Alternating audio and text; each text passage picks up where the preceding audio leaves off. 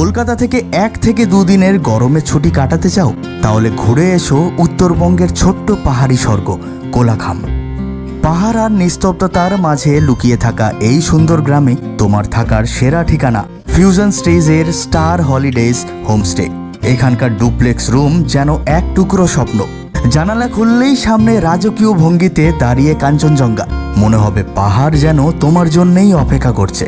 খাওয়া দাওয়া একদম ঘরের মতো, ভালোবাসা মেশানো প্রতিটি পদে।